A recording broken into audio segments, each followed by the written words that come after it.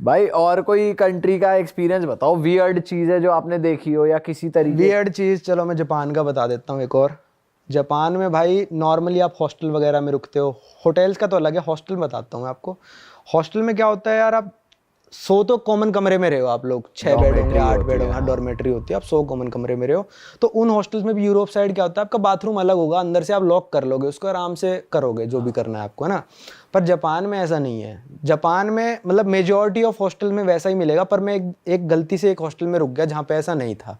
पहली बार तो हमको भाई जाते ही मिला नहीं शावर कहाँ पे, टॉयलेट तो अलग है, शावर मेरे को मिला ही नहीं यार, हमारे वाले फ्लोर पे शावर ही नहीं था। मैंने कहा शावर का क्या है, अब नीचे लिख रखा था कि ना shower is on ground floor. तो मैंने भाई नीचे वाले फ्लोर पे जाके देखा, अपने दोस्त को बताया, मैंने कहा यार ये तो वो वाला शावर है जिसमें सारे नंगे एक साथ नहाते हैं, सारे लोग नंगे होके एक साथ नहाते हैं।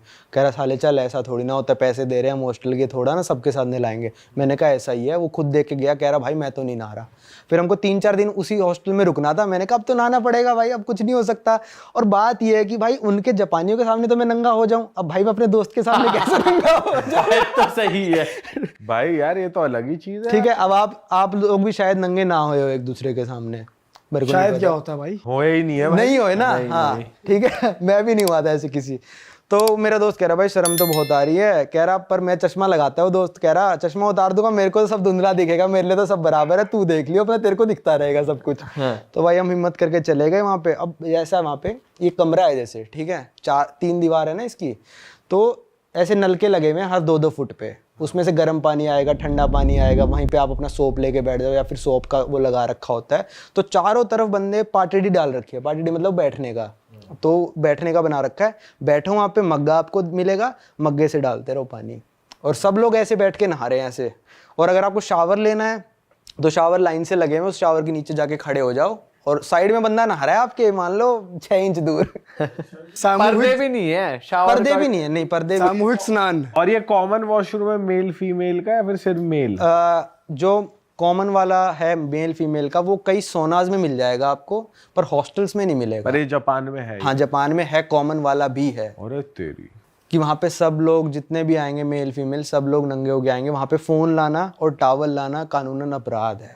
एक छोटा सा टावल देते हैं वो, अगर आपको ज़्यादा ही शर्म आ रही है तो यहाँ पे रख के बैठ जाओ, पर आप मतलब वो टावल को ऐसे ऐसे करके आना पड़ेगा जैसे आप छुपा के आओगे। ये तो लुच्ची पंती चल रही है। भाई वहाँ ये पे तो सरासर बदतमीजी हुई। और नहीं, वहाँ पे लोगों को मतलब नहीं यार किसी से भी, अपना आके बैठेंगे, रिलैक्स करेंगे और चले जाएंगे, वो कुछ नहीं मतलब रखते एक दूसरे से। तो भाई अगर कोई जापान जा रहा है, कोई इंडियन हमारा व्यूअर, तो वो मेक श्योर करे ऐसे हॉस्टल में जाए जहाँ पे ये ना हो, और पहले से पहले मतलब इंक्वायरी करके जाए। अगर किसी को एक्सपीरियंस ही करना हो, नंगा नहाऊंगा जापानियों के साथ, तो भाई अगर हाँ, तो देख लो भैया अपने रिस्क पे। पर ओपन माइंड ठीक है, अच्छी बात है, इतना भी ओपन माइंड नहीं होना चाहिए। जो नॉर्मल हॉस्टल है ना, जैसे अब नॉर्मल हॉस्टल में रुकोगे, कुंडी तो लगाने का होता है, उनके कुंडी लगाने का नॉर्मल हॉस्टल्स में भी नहीं होता है। आप नहा रहे हो, कोई दरवाजा खोल सकता है आपका, अच्छा सीधी सी बात है वहाँ पे। तो वो सोनास बहुत कॉमन है वहाँ पे, जो नंगे होने वाले सोना है। उसमें क्या होता है, अंदर जो चल रहा होगा भाई बिल्कुल गर्म पानी होगा, बिल्कुल उबलता हुआ पानी, आप उसमें बैठना पड़ेगा आपको, बहुत ही गर्म। मैं तो बैठ ही नहीं पाया था, इतना इतना गर्म होता है। और बाहर जो होगा, बाहर गिर रखी होगी बर्फ, या फिर उन्होंने कर रखा होगा बिल्कुल चिल्ड पानी, बर्फ वाले एरिया में जाओगे, बाहर बर्फ पड़ रखी होगी, गर्म पानी से आओ, कूद के उसमें घुस जाओ। तो जापानी यही करते रहते हैं, नंगे नंगे घूमते तो रहेंगे। गर्म सर्द और हो जाएगा, गर्म सर्द। नहीं, वो कहते हैं अपने शरीर के लिए बहुत अच्छा है, और ये सिर्फ जापान नहीं करता, फिनलैंड जैसे देश भी ये करते हैं और इसको बहुत अच्छा मानते हैं। फिनिश सोना कहते हैं इसको, अगर आप जाओ तो, मैंने करा था। फिनिश सोना में क्या होता है वहाँ पे, मतलब ऐसा होता है कि आप सोना में गए, सोना जो नॉर्मल होता है उसमें बिल्कुल गर्म, भाई इंडिया के सोना बिल्कुल गर्म नहीं होते, वो बिल्कुल ऐसा गर्म कि आप बैठ नहीं सकते, पर बैठना पड़ेगा आपको, बैठे। और ये सिर्फ सर्दियों में होता है, वहाँ पे जब -10-20 डिग्री टेम्परेचर हो जाता है, लेक में होएगा या फिर नदी में होएगा जो जम रखी है, उसका थोड़ा सा हिस्सा तोड़ देते हैं, वो अंदर से पानी निकल आता है, तो आप पूरे गर्म हो गए, आप भागते भागते आओगे बाहर, और उस बिल्कुल चिल्ड -5-7 डिग्री वाले पानी में कूद जाओगे। वहाँ पे लड़कियां भी साथ में कूदती हैं, आप भी, पर यूरोप में थोड़ा ऐसा है कि कपड़े पहन के कूदते हो, जापान की तरह नहीं है। पर उसमें बीमार नहीं होते। बीमार नहीं होते, वो कहते हैं बॉडी के लिए अच्छा होता है, और हम हर हफ्ते करने आते हैं अपने परिवार के साथ ये चीज़। और आप घुसोगे ना अंदर भाई, मतलब वहाँ पे ज़्यादा से ज़्यादा 15-20 सेकंड आप टिक पाओगे मैक्सिमम, बोल दिया है मैंने। पहली बार तो जब मैं गया था मैं कह रहा भाई नहीं हो पाएगा, पर जब मैं घुसा मज़ा बहुत आया। 3 डुबकियों के बाद, मतलब 3 बार अंदर बाहर किया ना मैंने, उसके बाद जब मैं गाड़ी की तरफ चल के जा रहा था ना, ऐसा लग रहा था हल्का हो गया पूरा शरीर, रिलैक्स हो गया सब कुछ। तो मेरे को सर्द गर्म भी नहीं हुआ था भाई। भाई यार ये तो बहुत तगड़ी बात बताई। सर्द गर्म नहीं होएगा आपको वहाँ पे यूरोप में, यूएसए में, जापान में। तो आपके साथ क्या करेंगे, जो पानी दे के जाएगा ना वेटर, उसमें बर्फ़ होगी। बर्फ़ के बिना पानी नहीं पीते वहाँ पे लोग। आप पी लोगे? नहीं पियेंगे। हम देखो यहाँ पे पानी जो रखा है ये नॉर्मल पानी है बिना बर्फ़ के, तो वहाँ पे पानी भी बर्फ़ वाला पीते हैं। और भाई वहाँ की ना मुझे लगता है हवा भी थोड़ी साफ होती है, तो गला पकड़ता नहीं इतना। यहाँ पे आप जो थोड़ा सा कुछ कर लो तो यहाँ की हवा भी इतनी पॉल्यूटेड है कि आपका गला पकड़ा ही जाता है। भाई वहाँ तो बिल्कुल ही, मतलब मैं यूएसए में जब गाड़ी चला रहा था ना, मानोगे नहीं, मेरे को 40 किलोमीटर दूर जो पहाड़ है वो दिखने लग रहा है कि वो 40 किलोमीटर दूर है, क्योंकि मैंने नापा था गाड़ी चला के कि कितना दूर है ऊपर। वहाँ की लड़कियां, वहाँ के लोगों की बिल्ट बहुत तगड़ी होती है, हाँ, तभी रशिया यूएफसी वाले फाइटर्स मोस्टली रशिया वशिया के होते हैं, ये बढ़िया एथलीट होते हैं ये। रशिया की एक और कहानी है, थोड़ी अलग है इससे तो, लड़कीबाजी से तो वो है भाई, रशिया में दुनिया का सबसे ठंडा गांव जहाँ पे लोग रहते हैं, वहाँ का टेम्परेचर जाता है भाई -71 डिग्री का रिकॉर्ड है। क्या बात कर रहे हो? और हर साल टेम्परेचर -65 तक जाता है भाई। और वहाँ लोग रहते हैं, वहाँ लोग पूरे 12 महीने रहते हैं। काफी बड़ी पॉपुलेशन है भाई ऐसे कैसे सरवाइव? आप गए हो ना वहाँ? मैं गया हूँ वहाँ पे, मैं खुद उस गांव में गया हूँ। कुछ एक्सपीरियंस बताओ। भाई उस गांव में 5 दिन लगे थे। ठीक है। मेन सिटी से भाई पहले तो ट्रेन लेके यकुत्स्क एक टाउन है, वहाँ तक आपको पहुँचना पड़ता है, जो कि बहुत बड़ी टाउन है। इतनी चौड़ी नदी है भाई, 1.5 से 2 किलोमीटर चौड़ी नदी है। वो सर्दियों में पूरी फ्रीज हो जाती है, उसके ऊपर लोग गाड़ियाँ चलाते हैं। ये तो कॉमन है, खैर काफ़ी देशों में होता है ये सब। फिर वहाँ से एक रोड शुरू होती है जिसका नाम है रोड ऑफ बोन्स। ये है 2000 किलोमीटर लंबी रोड ऑफ बोन्स, और उसके बिल्कुल सेंटर में वो गाँव पड़ता है 1000 किलोमीटर बाद।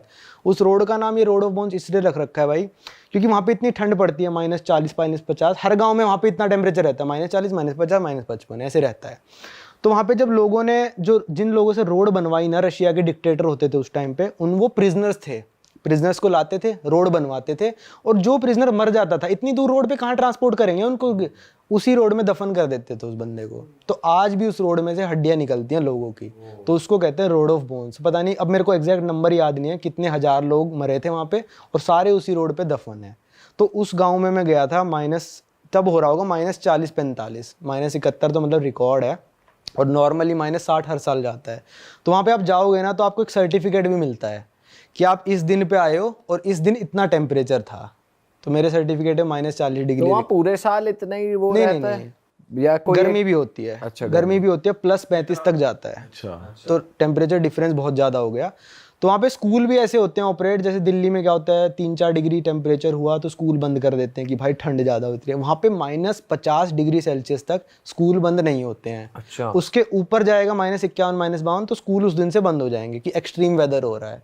अब सोचो माइनस। और वहाँ के लोगों का लाइफस्टाइल कैसा लगा आपको? क्या दिनचर्या रहती है? मतलब जैसे यहाँ पे आमतौर पे कैफे वैफे या रेस्टोरेंट या लोग घूमने निकल पड़ते हैं, वहाँ तो अंदर ही रहते होंगे पूरा टाइम, या क्या सीन था? उस शहर में तो कैफ़े है, जो मेन या कुछ शहर है उसमें तो कैफ़े है, पर जो उसमें तो भाई सबवे वगैरह, मैकडॉनल्ड्स वगैरह वो सब है क्योंकि बड़ा शहर है। पर जो गांव था उसमें कोई कैफ़े वैफे नहीं, मेरे को तो नहीं दिखा पर्सनली। वहाँ पे लोग क्या करते हैं, अभी सुन के आप हैरान हो जाओगे, वहाँ पे लोग घोड़ा खाते हैं। मैंने भी खाया घोड़ा खाते हैं, हॉर्स। तो घोड़ा खाते हैं, वो क्या करते हैं भाई, घोड़ा मार के अपने घर का जो बाहर का कमरा है ना, सबसे बाहर का कमरा, उस घोड़े को मरावा रखते हैं वहाँ पे। और पूरे विंटर्स उस घोड़े में से थोड़ा थोड़ा निकाल के खाते रहते हैं। कच्चा उसे वो तो कर दोगे ना? नहीं, कई बार कच्चा भी खा लेंगे बिल्कुल, और कई बार थोड़ा सा पका के बिल्कुल थोड़ा सा पका के खाएंगे, ठीक है। और वो जो कमरा है ना, वो आप कहोगे भाई प्रिजर्व कैसे रहता है, वो -50 डिग्री होता है, उनको फ्रिज की जरूरत ही नहीं है। वो घोड़ा ऐसे ही पड़ा था उसके घर पे, मैंने वीडियो में भी दिखा रखा है।